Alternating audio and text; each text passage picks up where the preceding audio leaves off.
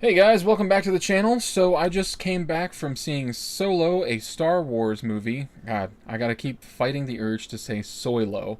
Thank you, Ethan Van Sciver.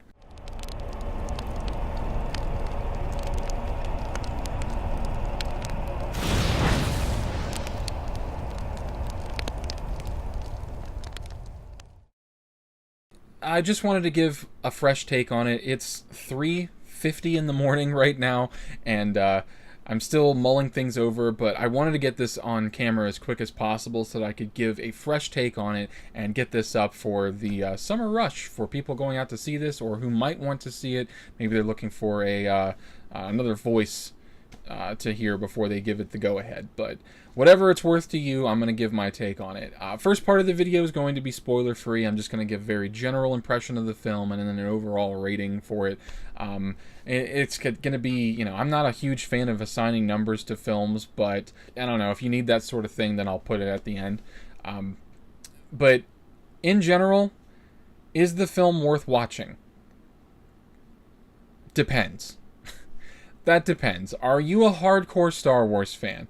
If you're a hardcore Star Wars fan, then yeah, you're going to go see this movie anyway, and watching me or anyone else's review on this is completely moot because you're going to watch it anyway. Now, if you're just a casual fan of science fiction or of just film in general, I'd say this is the kind of movie you wait till the discount day at your local theater or you wait till Redbox to rent. It's not as bad as The Last Jedi, and that's the most glorious thing I will say about this film. The most positive thing I'll say about it is it's not as bad as The Last Jedi. So that's praise, right? In the Disney era, for me, that's praise. What does the film do right? Well, it's a competent story. The narrative makes sense from A to B to C. You can follow a plot here, and thankfully that there is a plot to follow. The decisions that they make for the characters in this film, mostly Han Solo, I thought were really ho-hum. We've seen this a dozen times before. Nothing interesting was done. And in fact, in some ways, betrays a lot of the character for Han Solo, in my personal opinion. The directing for the film, considering the drama we knew about in going into this, we knew that there was a whole lot of chop shop going on behind the scenes. Directors were kicked off. Ron Howard had to come in and patch things up and make it into a watchable Frankenstein Star Wars movie for us. That would be pretty sweet, actually. Frankenstein in a Star Wars movie, that should be a thing. So, I mean, really, with what he had to work with, he did a pretty good job. The practical effects are thankfully there. There's, actual things to touch, and there's a lot of it looks real. There are some sections of the film, chiefly in Act 2, where there's a lot of CG, but thankfully it doesn't overstay its welcome. It's only there for a minute. Think Rogue One, actually. It's probably on that level of practical effects to CG usage, and I'm thankful that at least Disney has kept practical effects in the forefront of their films, because without that I would never even bother to see these movies. So they've got that over the prequels at least. The acting in the movie. So, Aaron Reich, I think is the guy's name, playing Han Solo, does an okay job, but, when we heard he had to have an acting coach on set, that really set off a lot of alarms in my head, and I was thinking about that going in and actively looking for his ability on screen, and he's kind of stiff. I'm not gonna lie, I thought he was kind of stiff. He's not Hayden Christensen stiff. He's not that awkward with dialogue delivery. But I wonder how many takes it took to get certain scenes. He's a bit wooden.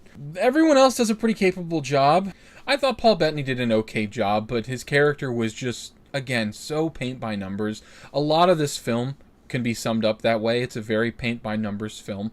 It's something that I would consider maybe even a B movie, where it's technically capable, but there's nothing here that's really special. So the acting, it was okay. It's fine. It was serviceable for the film. I thought Donald Glover did a really good job capturing the swagger of Lando Calrissian, and that's huge praise for someone as critical and cynical of modern Star Wars as myself. He did a pretty good job. The annoying female droid that you see in the trailers and stuff is as annoying, if not more annoying, so we'll cover more of that in the spoilers section, but hated her character with every fiber of my being.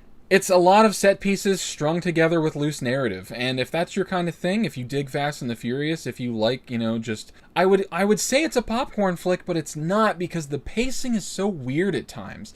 A lot of the times there's just this clash between exposition and the set piece that they're in, and they kind of quickly jump into another set piece to hurry along the action, and then they drag that out for too long. It was weird. The pacing in this movie, I thought, was a little awkward. It moves along at a brisk pace because they're keeping those action scenes cranking so much, but it is what it is. It's not terrible. It's fine. I think it could have used a little bit more brevity in some things, but, whatever. There were a lot of things that I felt were not necessarily plot holes, but things that could have used more exposition, actually, that didn't get more exposition. We'll get into that in the spoiler section, so we'll cover that in a bit, but that was weird. The overall story that they're telling is kind of forgettable, though. I feel like after you watch this movie, and like I said, one of the chiefest reasons I wanted to record this as quick as I could was because I was afraid I would forget parts of it, because some of this movie is just very forgettable. Buttoning this first part of the video up, I'll say that the movie was competent. It was maybe a 5 or a 6 out of 10. It's fine. I would see it on a discount day or rent it, but do you have to run out for opening night? No. You don't have to run out for opening night. In fact, I discourage it, because I don't think Disney should be given the thumbs up for phoning stuff like this in, and I wished I had done that for The Last Jedi. Okay, so now we're going to get into the spoiler section. Fair warning to you, if you haven't seen the movie and you don't want to be spoiled, turn off now, because this is going to be all spoilers all the time from here on out. Alright? 3, 2, 1, showtime. First order of business. Disney. I know that the side story stuff is obviously tangential to the numbered entries in this film, but when you don't do an opening crawl and you don't do the score that we expect at the very, very beginning of the movie, it makes me feel like I'm not watching a Star Wars movie. I don't know if that's your intent or not, but it automatically makes me feel like I'm in someone else's fan fiction version of Star Wars, and you can argue that anything that isn't George Lucas is fan fiction, because it is. But at the same time, with the way that they treat the property, are they fans? If you're not going to do the opening crawl, you've already kind of put me in a bad spot. I would encourage you in the future to maybe not do that. Do an opening crawl. Get me in the sense that we're going to be watching a Star Wars movie. Now, maybe you could argue that the film that they shot perfectly complements that, because it doesn't necessarily feel like a Star Wars movie. It does, and it doesn't. That Han Solo, going back and doing his childhood, not even his childhood, but the few years that lead up to before he starts working for Jabba the Hutt was just, it's very strange point in time for him. They hurry up, and the first act of this film is just moves along at a brisk pace. They really hop you along. And I thought that was to the film's detriment. I think if you're going to bother doing an origin story for someone like Han Solo, take your fucking time. Take your time with the character. Let it marinate a bit. If he joins the Imperial Academy, I want to see what he does in the Imperial Academy. I want to see him fly stuff and maybe pass or fail, or what his competency level is versus other pilots. That interests me personally. You don't have to spend too long doing that, but it would have benefited an origin story for us to see him develop ability. One of the things that is kind of done in this film is it kind of Gary Stews him in a way, not anywhere near the level of Rey. I mean, it could have benefited from showing more of him gaining his ability, or showing off how good he is at flying before we get to the second act. I mean, him driving around a car, or a hover car at the very beginning of the movie, it does an okay job of setting that up for the audience, so I'm kind of nitpicking here, but it would have been better for me to see him doing some piloting before we get to him on the Falcon. But before we get to that, they build up this starter romance with him, and there's this fucking that blue fucking overlay for the whole beginning of the movie, of that scene with the fucking slug, Proxima slug from Corellia that's apparently running the underground there. That was annoying. Please stop putting a filter over a fucking lens and making that the mood. All that doesn't set a mood for me. I'm instantly taken out of the film, and I realize what you're doing as a cinematographer for that scene, and it's really fucking college level when you do that stuff. You should, again, I'm speaking as a layman, I've never shot a fucking film myself, but I know enough about it to know that if you want to shoot a dark scene and create mood, yes, you use a color palette, you want to use a cool color spectrum to showcase dark environments. But when it's literally as bad as, I mean, this looked like something out of the fucking 70s, where they just slapped a filter over the fucking lens, and that's enough to convey the effect. That harkening back of films of yesteryear doesn't work when you're doing it on a technical level that you're shooting the rest of the film at, with all this ridiculous CG and shit. That it's too jarring. You should have gone with a more natural color palette in the dark there. That would have created more of an ambiance. Again, I'm nitpicking one scene here, but I just thought that stood out to me. Apparently it's a vampire slug that can't stand the light either, so that's a thing. But that was kind of neat, I guess. I believe that in a couple of the scenes it was an actual puppet, and then some of the other scenes where it was pulled back, it was CG. So that, which makes sense. You're not going to probably build that entire thing, but I'd be interested to know if they did. If they did, that'd be pretty cool. So they hop along at a brisk pace. He abandons his his Queen of Dragons to the people on the planet, and oh my god, the film constantly showing his lucky dice. The fucking lucky dice. Disney, you can't just invent this thing for Han Solo and make us think that he's always had these lucky dice, because in the original trilogy, that's not a fucking thing. That's not something he has. That we don't. When you invent something post Harrison Ford and pre Harrison Ford and pretend like it was something always there just so you can string together your movies, it's stupid. It's fucking dumb.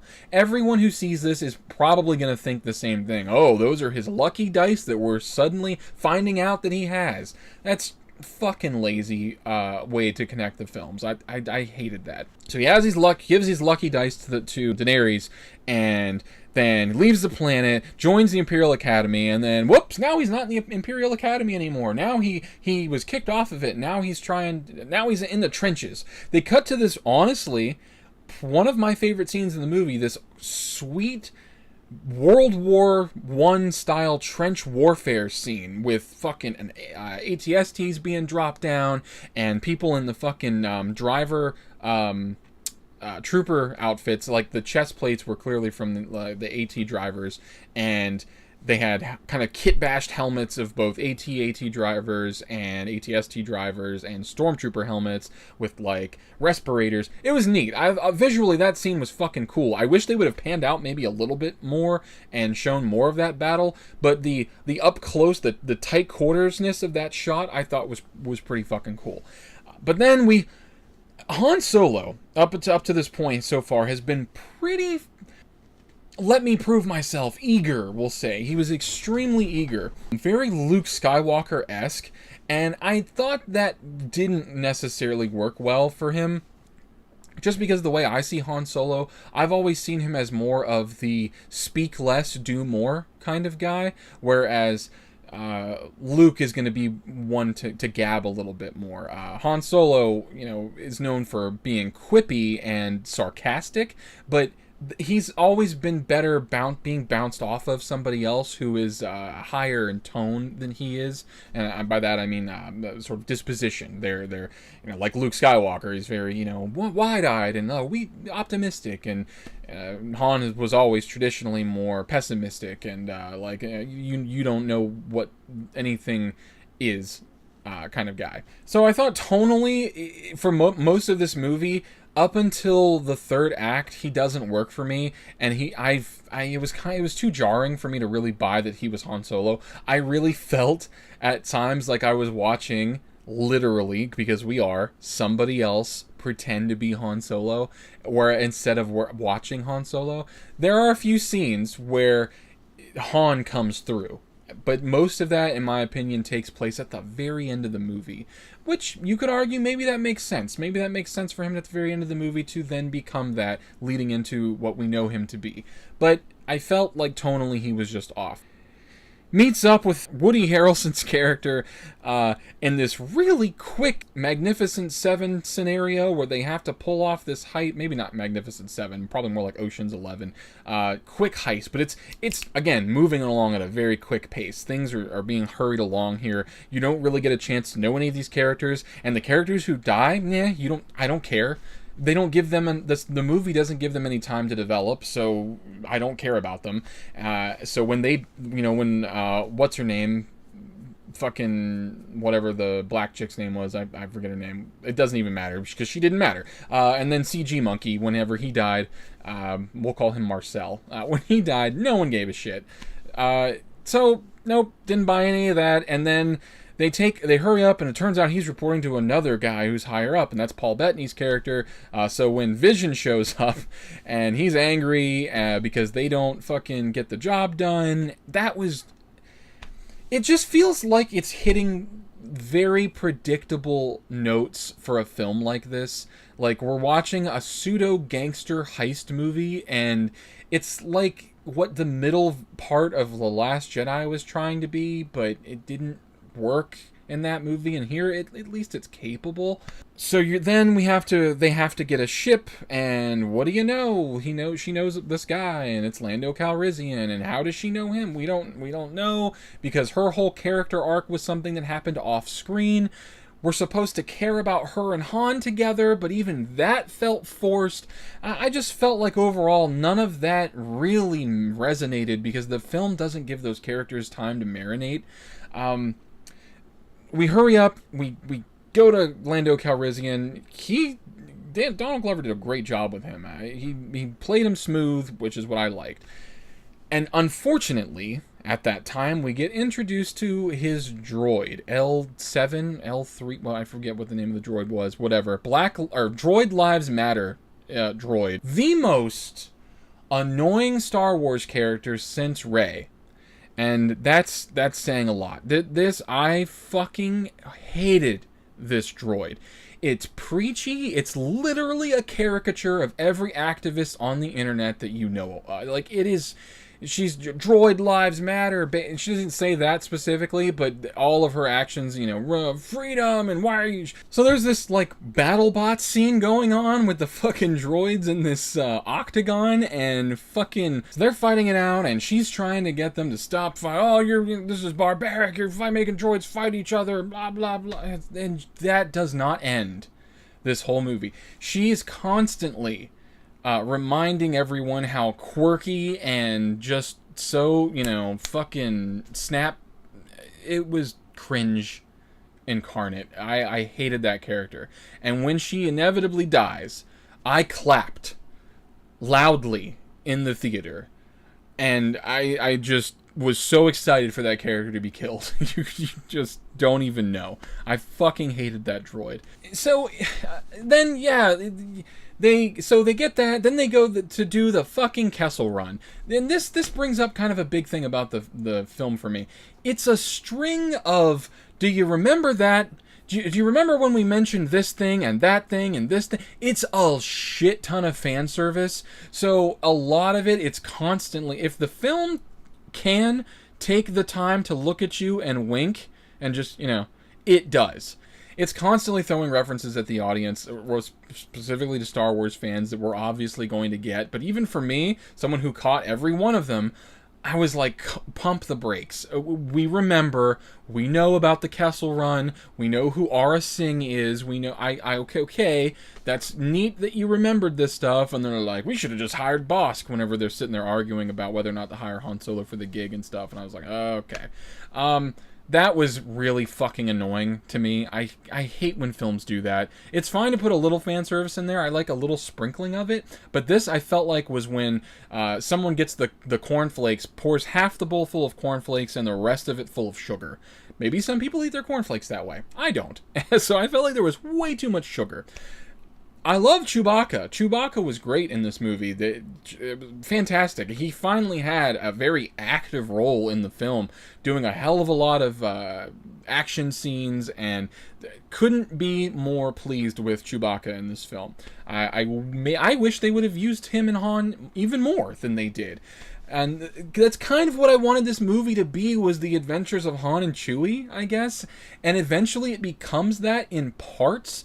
But I feel like that doesn't happen until the end of the movie after the credits, and that sucks, because that's what I'm interested in. This kind of stuff, this was just, it felt like filler to me. Anyway, I'm getting off topic. This, you know me, I'm ranty. They go to do the Kessel Run with the Millennium Falcon. It's this souped up ship, and Lando's telling about all the modifications he make. And I thought I would hate the way the Falcon looked, and I still do. I still hate what they did to the Falcon at the beginning of the film. Luckily, Lando says that he added an escape pod to the front of the ship. That whole thing is an attachment that he made or was commissioned for. So I feel like, thankfully, the YT Carillion freighters are still the way we know them to be, and that's good. Please, Disney, don't fuck with what we know in that way. It's the fucking Falcon. You leave that ship alone. So they do. Thankfully, the Falcon's the Falcon. So then he has to do the Kessel Run. And the way they depict it in the movie is pretty fucking accurate to the way I remember it being described in the Han Solo trilogy. It was a little bit different, though. The way that they had they made it like the nebula was this entirely encased, like it encased all of it, and from what I remember, that wasn't the case. I remember it being, there were Imperial ships that were blocking aspects of it. There was the black hole, which was what allowed him to make the run in a shorter amount of time or distance for hyperspace than other competitors, and that's why no one bought his claims before. But it was a popular smuggling route in canon, and I always thought that this was a more expansive area, not just sort of this kind of cloud that was surrounding Kessel. That felt weird to me. I don't know. Maybe it's just not what I expected. It worked okay in the film, but then there's this weird Lovecraftian monster that lives in there too, and they explain that by saying there are things that survive in the vacuum of space, and they just look like giant squid space monster things, which is okay. And then there's, for some reason, the walls, or they'll tear a ship apart or whatever, but there's a fucking Star Destroyer just parked in there. That was like, what? How did that even get in there? How would it get out of there? What sense did that make? Also, why didn't Han just punch it right past them? Why didn't they just go under the fucking Star Destroyer? That was weird. They turned around, they loop, they go back, they get chased by TIE fighters. That was just... And then there's a lot of these scenes, like in this case, where they're just clearly mimicking scenes from A New Hope, or The Empire Strikes Back. They have the fucking turret scene. Fucking Woody Harrelson has to make a stupid quip about his fucking cannon getting blown up, and then him saying, "But I hurt my fingers." No, that really happens. He goes, "But I hurt my thumbs," or something like that. It was fucking stupid. There's a lot of comedy in this film that does not land, that you're just like, why is this in this movie? This looks stupid. That was definitely one of the scenes. So they do the Kessel Run. They go down there, they get the spice, the fuck droid gets killed, they get the fuck out, they use the fucking black hole to shoot them through this closing wall that's suddenly there, and I think that was supposed to be part of the asteroid field part of the Kessel Run, but they don't explain any of that, so I don't know what that was just a sort of fucking... here's the plot closing in here, and you got to make it through here so we can progress the movie. That felt forced to me. Forced. So they make it through that. They go back. They fight the other guy. They try to deliver the stuff that they were getting, which is basically space fuel that has to be delivered super quickly, or else it'll carbonize, or whatever the fuck term it was. And they got to give it to the one guy super quick. They get there. You find out at the beginning of the movie, these other marauding thieves that tried to steal the shipment from the first job that he tried to do was a group of other pirates, and the ones, of course, being led by what amounts to like a 15 or 16-year-old kid, maybe early 20s. And so, of course, this thief pulls off her helmet, and it's a woman, because it's 2018, and of course it has to be. So they try to argue about their reasoning for attacking them, and turns out they're the good guys. And then Han Solo, he's got a heart of gold, and he's just gonna help give it to him, and that's, he's gonna do the good thing. And then they fucking double-cross Woody Harrelson, and that's it. Like, I know it sounds like I'm skipping a lot, but what I've said is basically the beats. They fucking go up to the ship that's parked there. They try to deliver the goods, and there's a double-cross situation that happens. And honestly, it's probably the best part of the movie was that last act, in my opinion. It has a lot of cool stuff. But then, of course, the person giving Vision the orders was Darth Maul. Ooh, I bet all the fans were excited for that. No, there were no cheers in my theater. There were no audible gasps. I think one person looked legitimately confused because he's probably never seen the Clone Wars or Rebels and has any idea why Darth Maul is there. But Darth Maul is there, and he's got his lightsaber from that show, which is pretty fucking cool. And I think that was Ray Park. So it's cool, but that doesn't matter for anything in terms of films. You're gonna have to go watch some kids shows to find out what he does, and how he gets killed in one stroke by Obi-Wan again, which was cool. But Darth Maul, that was the cherry on the fan service pie when they were like, "You guys remember this guy, Darth Maul, with his cyborg legs?" Like, it was just really not interesting at all. It felt flat and unceremonious, and I wasn't a fan of it. And in fact, to sell to you that it was Darth Maul, he has to stand up. He has to grab his lightsaber while he's talking to fucking Daenerys, and then turn on his double-bladed lightsaber and be like, "Remember that I had this? In case none of you guys knew, I'm Darth Maul. I have a double-bladed lightsaber. Okay, goodbye." And then the movie ends, and then you find out that he's got this job to take with this hut out in Tatooine, and we wonder what that is, and the movie ends. And that's it. That's it. That's the movie. On the whole, it's just very forgettable. It hits very predictable beats throughout the movie, very paint by numbers. The character development was just enough to hold the movie. The barest minimum to hold the film. It's nothing you're gonna feel remiss not seeing this weekend, I'll say that. So guys, that's gonna do it for me for now. I'm sure I'm gonna have other things to say about this movie in the future, but this is just my gut reaction to the film.